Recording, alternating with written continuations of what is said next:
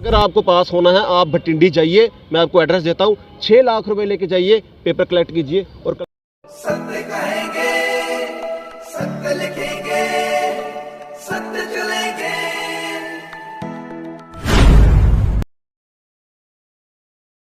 कि रीजन और रीजन के नाम पर ये पोस्टें बांटी गई हैं और नौकरी बांटी गई हैं। सुन लीजिए, रिलीजन और रीजन के बेसिस पर ये जो पोस्टें हैं, ये बच्चों को जम्मू में नकल हुई है ज़्यादा, इसलिए पेपर कैंसिल हुआ। धांधली होती है जो बैक डोर से होती है। एक धांधली वो होती है जो लोगों के सामने होती है और लोगों को बताया जाता है कि हम धांधली कर रहे हैं, आप जो कर सकते हो। गवर्नमेंट को भी इस चीज़ का डर था कि ये जो चीज़ें बाहर आएंगी तो हम लोगों पर एक सवालिया निशान खड़ा होगा कि हम लोगों ने किस तरह का काम यहाँ पे किया। साथ में डिस्ट्रिक्ट दिखते हैं, पुलवामा, पुलवामा, बुड़गाम, बुड़गाम, पुलवामा, बुड़गाम, बुड़गाम, श्रीनगर, बुड़गाम, पुलवामा, श्रीनगर, बुड़गाम, बुड़गाम। बोलने में आज मैं लगूंगा ऐसे कंडक्टर, पर मैं जम्मू को दिखाने के लिए, कंडक्टर बनने के लिए। पोस्ट ग्रेजुएट बच्चे हैं वो सब नालायक हैं, और जितने भी 10वीं क्लास के बच्चे हैं वो सब लायक हैं और 100 में से 100 नंबर ले रहे हैं। 20 सितंबर आप देख लें, सुबह 7:35 में पेपर आ गया हुआ है और पेपर दोपहर को है। अगर आपको पास होना है आप भटिंडी जाइए, मैं आपको एड्रेस देता हूँ। 6 लाख रुपए लेके जाइए, पेपर कलेक्ट कीजिए और कल का पेपर दीजिए। 6 लाख का मतलब होता है कि आपको नौकरी मिलनी है। नौकरी मिलने की एश्योरेंस तभी होती है जब पेपर बिल्कुल सेम आया, तभी इस पेपर का 6 लाख रुपए रखा गया था। नहीं तो जो हम भी 12th में थे तो पेपर 300 का ही था। आप अचंभित हो जाएंगे। नाम पढ़िए, सैयार अहमद ठोकर, father's name Mohammad Afzal Thokar, 1/1/1970, Pulwama government girls higher secondary school.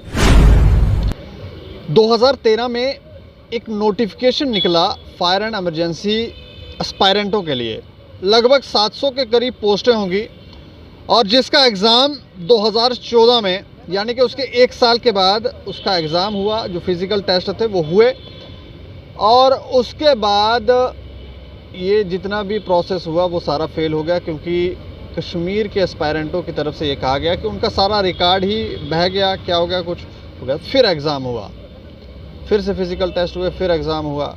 फिर सुनने में आया कि बाद में आरोप लगे, बच्चों ने आरोप लगाए कि इस सारे प्रोसेस के अंदर धांधली हो रही है, इसमें स्कैम है, इसमें पैसा खाया जा रहा है। और पैसा खाने वाले भी कोई छोटे मोटे लोग नहीं हैं, बड़े बड़े लोग इन्वॉल्व हैं। अब जम्मू कश्मीर के अंदर स्थितियां तो आप जानते ही हैं कि करप्शन का लेवल क्या है, और यहाँ पे अब स्थितियां ज़रूर हमें लग रहा है कि बदली हैं, लेकिन पहले एक समय था जब ऊपर से नीचे तक सारे लोग पैसा खाते थे और हर चीज़ का एक लुत्फ़ लेते थे। उनको कोई चिंता नहीं थी कि समाज में नीचे जो बच्चे हैं उनको कोई तकलीफ़ हो रही है, उनके परिवार वालों को कोई तकलीफ़ हो रही है, कोई लेना देना नहीं है, और ये लोग आराम से खाया करते थे। लेकिन अब फिर से एस्पायरेंट जो है वो कल प्रदर्शन कर रहे थे, फायर एंड इमरजेंसी के एस्पायरेंट, और फिर वो यही कह रहे थे कि जो लोग तो कम पढ़े लिखे हैं, जो उतने ज़्यादा एजुकेटेड नहीं हैं, जिन्होंने 10th की है, 12th की है, उनके मार्क्स तो हाई बहुत ज़्यादा हैं, लेकिन जो लोग बहुत ज़्यादा पढ़े हुए हैं उनके मार्क्स बहुत ज़्यादा कम हैं। और भी ना जाने किस किस तरह के आरोप ये बच्चे लगा रहे थे। लेकिन इस पर चर्चा करेंगे। चर्चा करने के लिए हमारे साथ हैं एकजुट जम्मू के युवा प्रधान अजय सानी जी। अच्छा, ये सारा इसके ऊपर मुझे लगता है आपने एक बार प्रेस कॉन्फ्रेंस भी की थी, ये सारा इशू आपकी है ध्यान में, क्या मामला क्या है? जी, ये जो आपने बात की है फायर इमरजेंसी, ये जो डिपार्टमेंट जब ये पोस्टें निकली थी 2013 में, इनकी जो नोटिफिकेशन निकली उसके बाद एग्ज़ाम होते हैं, तो पूरे तरीके से आपको बताऊंगा। एग्ज़ाम होते हैं साल बाद, तब ये आरोप लगता है कि जो कश्मीर है, कश्मीर के बच्चों के जो रिकॉर्ड्स हैं वो बह गए हैं। ये बहे कैसे थे वो तो समझ नहीं है, कैसे बह गए वो? जिस तरह आग लग जाती है, रिकॉर्ड जल जाते हैं, उस तरह बह भी जाते हैं कभी कभी। तो उसके बाद फिर से एग्ज़ाम्स हुए, रिटर्न हुआ, फिज़िकल हुआ, मेडिकल हुआ। जिस तरह एक भर्ती होती है आर्मी की, जो चीज़ें सारी होती हैं, उसी तरह प्रोसीजर इनमें भी चलता है। फिर से ये चीज़ें आई और सामने की धांधली हुई है। तब कहा गया कि जम्मू में नकल हुई है ज़्यादा, इसलिए पेपर कैंसिल हुआ। फिर तीसरी बार पेपर फिर से होता है। आप देख लीजिए, एक बच्चा जो उस एग्ज़ाम को देने के लिए आया है या दे रहा है, वो पूरी तरह से उसमें इतना मतलब कि खो गया है बीच में कि वो शायद कोई और पोस्ट वगैरह भर भी नहीं सकता, क्योंकि इनके एग्ज़ाम ही 3-3 बार हो रहे हैं। और जब तीसरी बार हो जाता है तो उसमें भी एक बहुत बड़ा स्कैम निकल के बाहर आता है, जिसमें हमने 2020 में मैंने प्रेस कॉन्फ्रेंस की थी अपने ऑफिस में बैठ के। उस वक्त हमने देखा था कि एक बहुत बड़ी धांधली हुई है। एक धांधली होती है जो बैक डोर से होती है, एक धांधली वो होती है जो लोगों के सामने होती है और लोगों को बताया जाता है कि हम धांधली कर रहे हैं, आप जो कर सकते हो कर लो। ये मैं शब्द इसलिए इस्तेमाल कर रहा हूँ क्योंकि ये धांधली लोगों के सामने पड़ी थी। और आपको पता है कि जिस तरह कोई भी डिपार्टमेंट अगर जॉब्स वहाँ पे बच्चे ले लेते हैं तो उनको ज्वाइनिंग के लिए एक वक्त दिया जाता है 20 या 30 दिन का। उस डिपार्टमेंट ने डर के मारे ऐसा किया कि हमारी प्रेस कॉन्फ्रेंस के बाद कि 2 दिन के अंदर बच्चों को कहा कि आप 2 दिन के अंदर ज्वाइनिंग कीजिए, नहीं तो आपके हाथ से ये जो नौकरी है निकल जाएगी। 2 दिन के अंदर 2 दिन के अंदर बच्चों को जल्दबाजी में जॉब में बिठाया गया, जॉब के लिए बुलाया गया, और जो लोग 2 दिन में वहां नहीं पहुंच सके उन लोगों को जॉब से बाहर कर गया।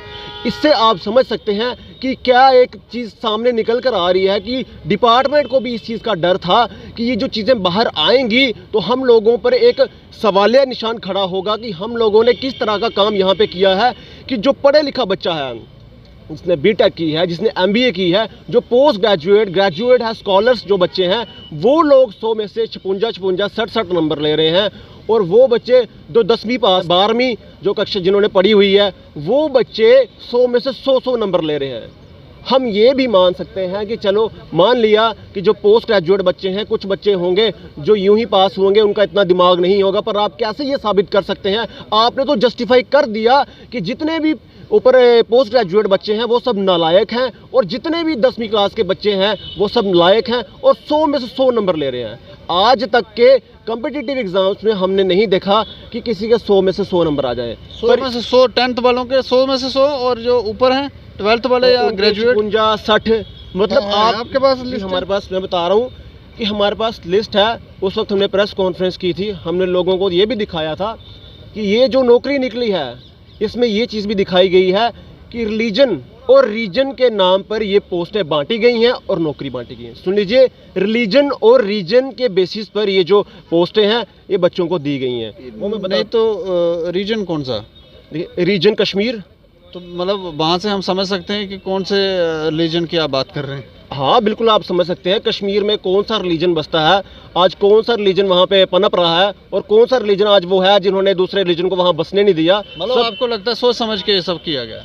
ये बिल्कुल सोच समझ के किया गया है, बैठ के, हाँ एक सोच समझ के किया गया। साथ में इसमें ये चीज़ भी लाई गई है कि हम लोग अब खुलेआम आप लोगों के सामने आ रहे हैं, धांधलियाँ खुलेआम करेंगे, ना हमें सरकार रोक सकती क्योंकि हम सरकार का एक अंग है, ना हमें सरकार रोक सकती है, और जम्मू वालों की तो हम सुनते ही नहीं हैं। हमारे पास प्रूफ है, मैं आपको दिखाना चाहूँगा कि मैंने क्यों कहा रिलीजन और रीजन।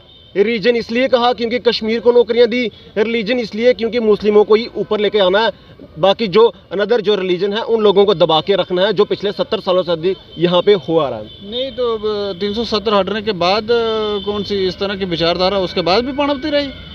देखिए, हम बताते रहे हैं, जो जम्मू, सबसे पहले बताऊँ आपको, जो हमारे प्रधान हैं अपनी हर एक प्रेस कॉन्फ्रेंस में उनके इंटरव्यूज़ होते रहते हैं, वो अपनी बाइट्स में बताते रहते हैं कि यहाँ पर जो 370 का जो नाम लिया था कि टूट गया, वो सिर्फ कागज़ों पत्रों में 370 टूटा हुआ है। जो उसका फ्रेम है, जो उसकी कार्य प्रणाली है, जो उसका काम करने का तरीका है, वो अभी भी चल रहा है और कंटिन्यूसली चलता ही जा रहा है।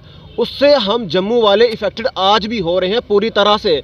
क्या आप देखते हैं कि आज आपको अगर, वैसे तो आज नौकरियाँ निकल नहीं रही हैं, तो क्या आज अगर नौकरियाँ निकल रही हैं तो जम्मू को क्या उसका 50% का शेयर मिल रहा है? आप मीडिया कर्मी हैं, हम तो आपको बड़ा धन्यवाद करते हैं कि कोई भी इशू होता है, हमें तो आज लगता है कि जम्मू में कोई भी इशू उठाना हो सरकार हमारी नहीं सुनती है, तो आज आके हमारे पास मीडिया लोग ही हैं, आप जैसे भाई हैं, जो हमारी आवाज़ को लेकर आते हैं, तो प्रेशर बनता है, तो चीज़ें बदलती हैं।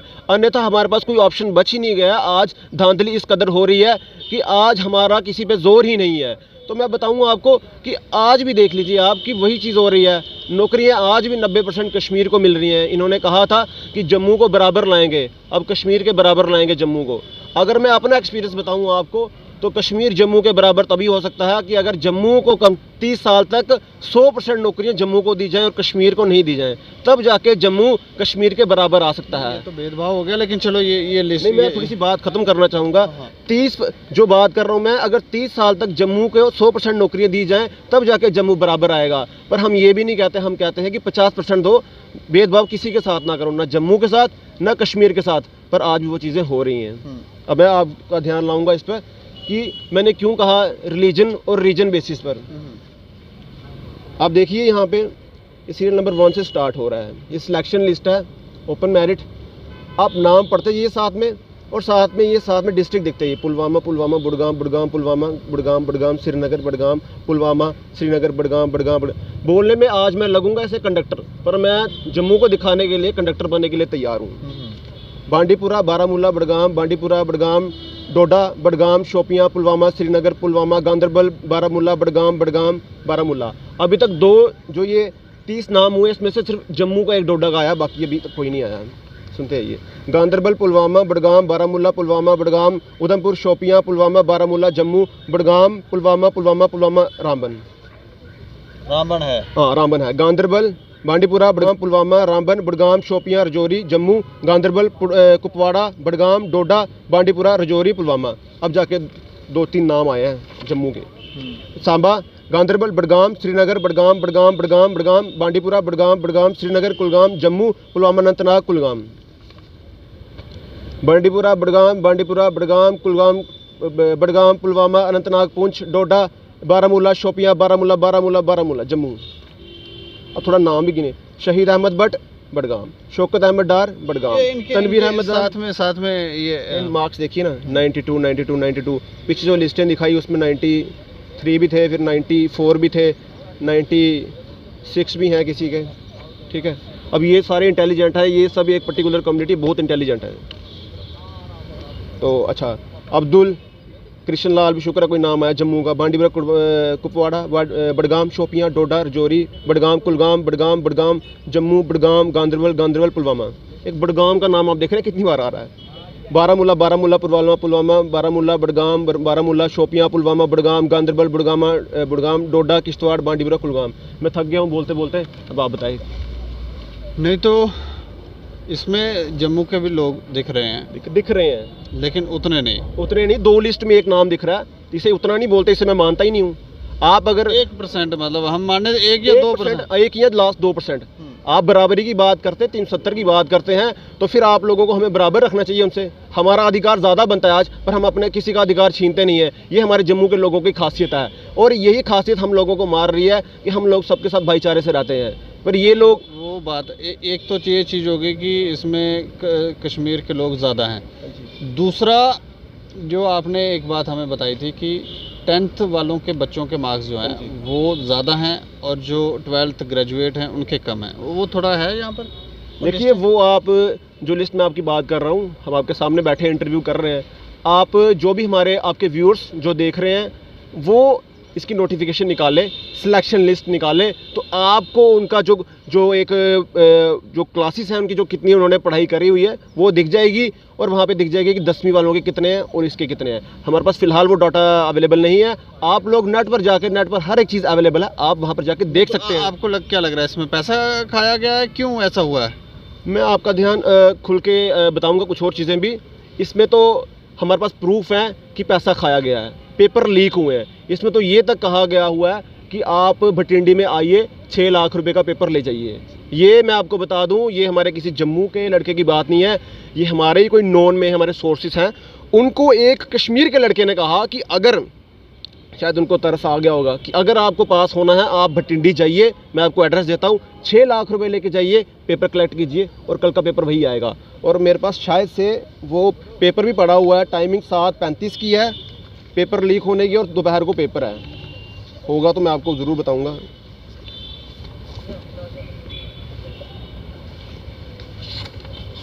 अच्छा, पेपर लीक हो गया था जनाब, पेपर 2-3 बार लीक हुआ है, उसका पेपर भी पूरा लीक हुआ। उसमें बताया गया है कि आप यहाँ पे आके पेपर कलेक्ट कर लीजिए। उसके पास रिकॉर्डिंग है। हाँ, ये देखिए आ गया।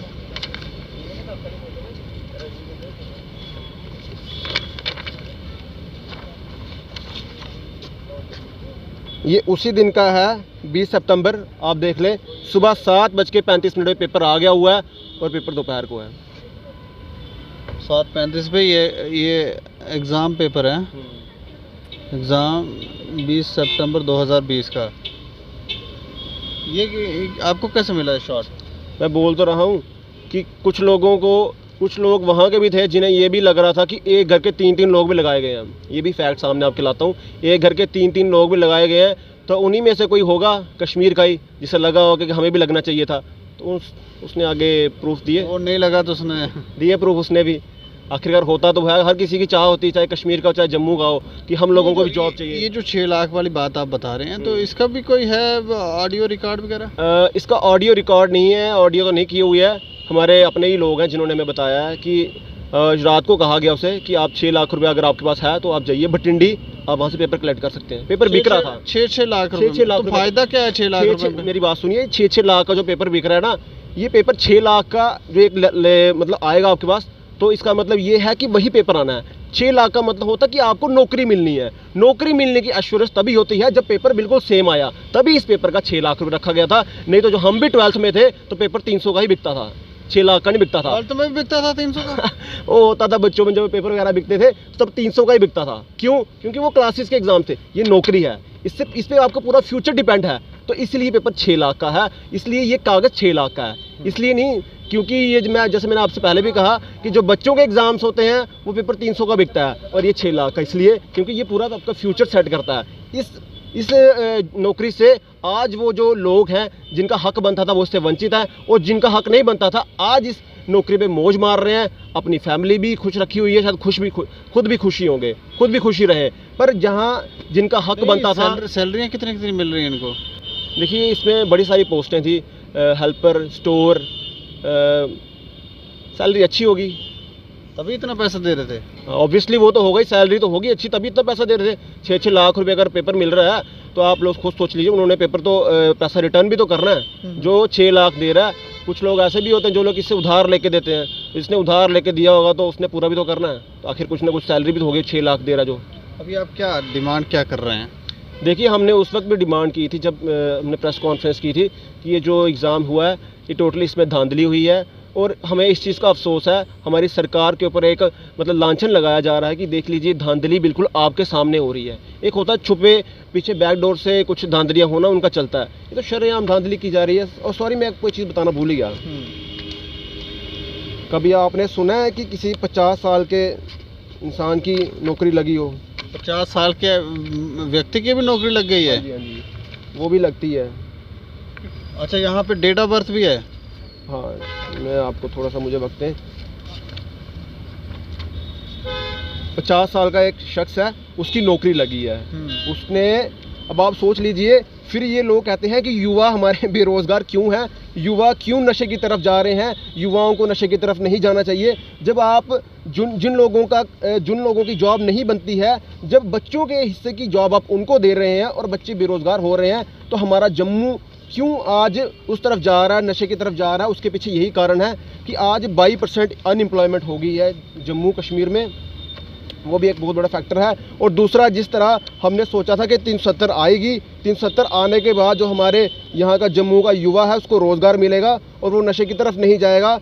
रोज़गार तो नहीं मिला, इसलिए हमारा जम्मू का युवा जो है नशे की तरफ जा रहा है। बड़े सारे केसेस सुनने को मिलते हैं, वो वही बच्चे हैं जो पढ़ लिख कर ग्रेजुएट होकर बैठे हैं और उन्हें उनके हक नहीं मिलता है, तो वो इस तरफ चले जाते हैं। ये देख लीजिए, अब आप अचंभित हो जाएंगे। नाम पढ़िए, सैयार अहमद ठोकर, father's name Mohammad Afzal Thokar, 1/1/1970, Pulwama government girls higher secondary school Kothibagh Srinagar. इसके कितने मार्क्स हैं जनाब? इसके 90 हैं। हाँ, जरा दिखाओ। होगा ये भी 10वीं पास। लेकिन सबकी डेट ऑफ बर्थ देखो, 1994, 1993, 32, तो ये 1970। ये क्या? अब आप बताओ, अब मैं अब मीडिया से ही पूछना चाहूँगा। मैं आपका बड़ा धन्यवाद करता हूँ, आपने हमारे बड़े सारे इश्यूज़ उठाए हैं, जम्मू के बड़े सारे इश्यूज़ उठाए हैं। आपसे यही रिक्वेस्ट है आपके व्यूअर्स से भी यही रिक्वेस्ट है कि इस वीडियो को आज मैं खुद बोलना चाहता हूँ, इतना शेयर करो कि आखिरकार लोगों को पता चले कि हमारे साथ यहाँ जम्मू में हो क्या रहा है और हम क्या आज भी सोच रखी हुई है कि शायद जो हमारे लोग हैं, जो आज हमारी कमान जिनके हाथ में है, वो आने वाले वक्त में हमारा फ्यूचर सुधारेंगे।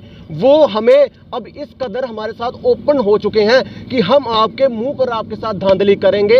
आप में जो दम है आप कर लीजिए और हम 2 दिन के अंदर उन बच्चों को लगा भी देंगे ताकि आप स्टे ना ले सको।